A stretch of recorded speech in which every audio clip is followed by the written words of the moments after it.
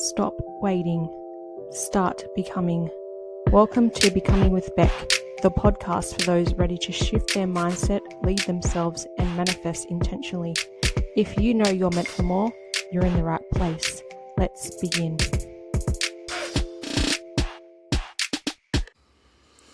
Hello and welcome back to Becoming with Beck. I'm your host, Beck Robinson, and thank you so much for joining me today. So in episode 5, we spoke about standards. We explored how your life is not shaped by what you want, but by what you're willing to tolerate. And for a lot of people, that can be a really powerful realization because you start to see where you might be accepting less than what you truly want. But then something interesting happens.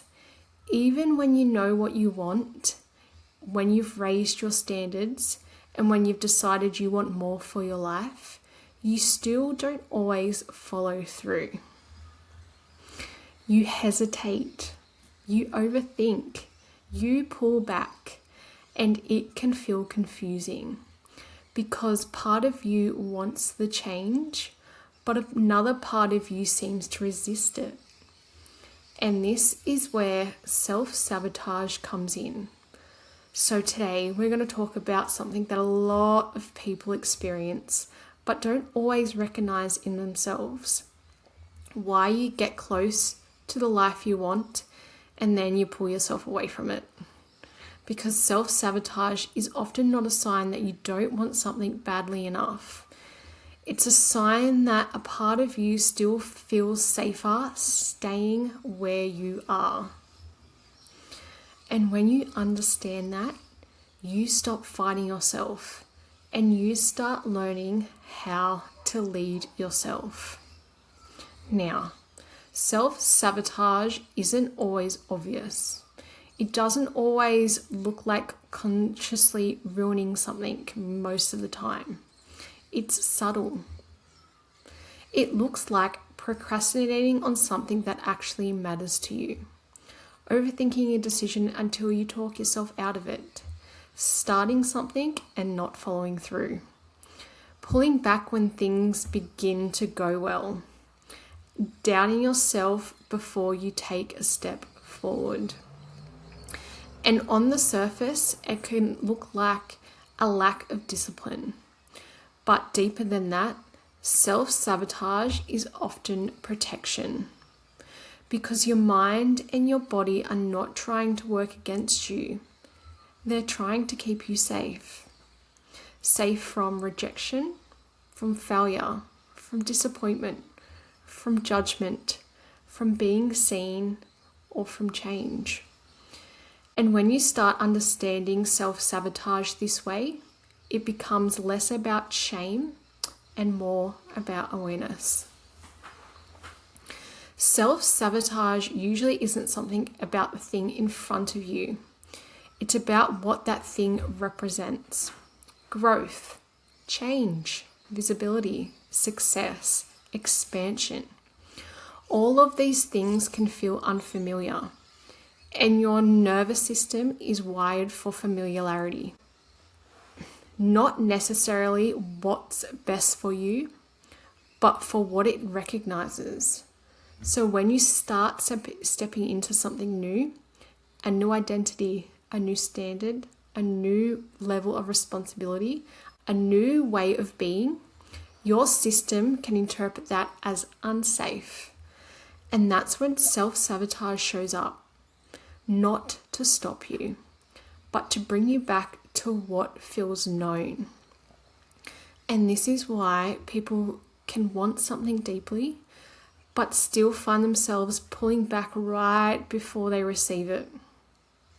And this is something that I've experienced in my life too. So before I started this podcast, and for years and years and years, I always wanted to show up online, but I was always so scared of how I was going to be perceived by other people. And a few years ago, I even had a YouTube channel where I was uploading like vlogs and videos and reviews and unboxings. And one of those videos got lots and lots and lots of views.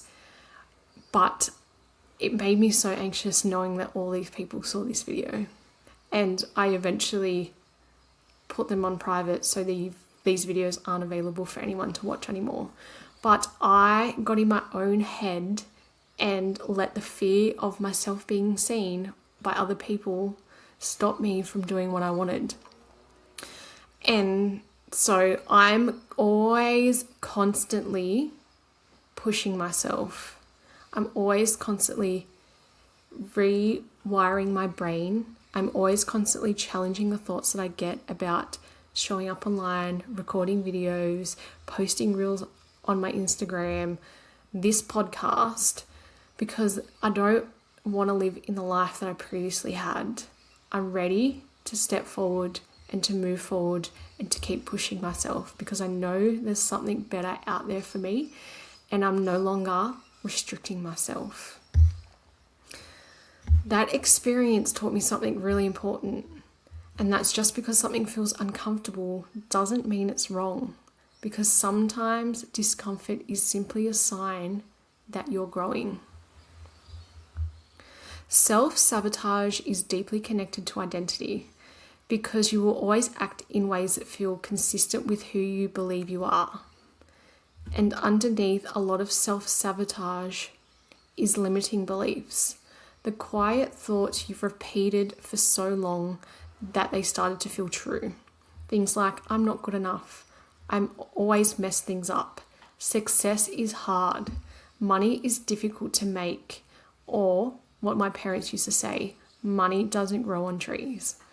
People would judge me if I show up, which was my own belief. And it's safer to stay small, which is also a belief of mine. These beliefs often don't feel like beliefs. They feel like facts, but they're not facts. They're stories. Stories built from past experiences, from heartbreak, from fear, from childhood conditioning, like your parents saying things. Environments that taught you what was safe. And this is where awareness becomes so powerful, because once you catch the belief, you can choose whether it still belongs in the life that you're creating. A really powerful practice is noticing the story that comes up in the moments of resistance. When you feel yourself pulling back, pause and ask, what am I believing right now? What is the story in this resistance trying to reinforce? And instead of letting that old belief lead, you can consciously choose a new one. So for me, I say to myself, the old version of me used to believe that success had to be hard, but I choose to believe that things can flow with ease. Or an old version of me used to believe that being visible wasn't safe, but I choose to believe that it is safe for me to be seen. An old version of me used to believe that money was stressful, but I choose to believe that money flows to me with ease. The old version of me used to believe that I had to stay small to feel accepted, but I choose to believe that I am safe to take up space. Because the truth is, you don't have to keep living from beliefs that were created in survival. You get to choose beliefs that support the life that you're trying to build. So this is where your nervous system plays a huge role, because your nervous system is constantly asking, is this safe? Not, is this what I want? So if success feels unfamiliar, if being seen feels unfamiliar, if doing something new feels unfamiliar, your body can respond with anxiety, avoidance, overthinking, or shutting down. And again, this isn't a sign that you're not capable. It's a sign that you're expanding. It's a sign that you're stepping beyond what feels known. It's your system adjusting. So instead of making your discomfort mean, this isn't for me, what if you let it mean, this is new and I'm learning how to hold it? So how do you move through self-sabotage? Not by forcing yourself, not by criticizing yourself, but by bringing awareness to it. Next time you feel resistance, Instead of asking, what's wrong with me? Ask, what am I trying to protect myself from right now? Because that question creates space and it allows you to respond differently instead of automatically pulling back. And then gently bring yourself back to intention. What do I actually want here? What would the version of me I'm becoming do? And then you take one small step forward. Not a huge leap, just one aligned action. Because self-sabotage is broken in moments, in small decisions, in choosing not to abandon yourself. The key to moving beyond self-sabotage is creating safety in growth. Letting your nervous system learn that it's safe to be seen. It's safe to try. It's safe to move forward. It's safe to receive more. And you do that through small, consistent action. Not all at once, not perfectly, but gradually. Because every time you move forward, despite the discomfort, you create evidence. Evidence that you can handle it.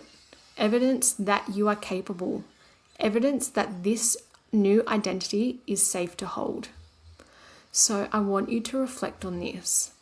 Where in your life do you feel like you keep getting close and then pulling back? What does self-sabotage look like to you? Is it procrastination, overthinking, avoidance, perfectionism? Then ask yourself, what belief might be sitting underneath this? What story am I repeating that no longer serves me?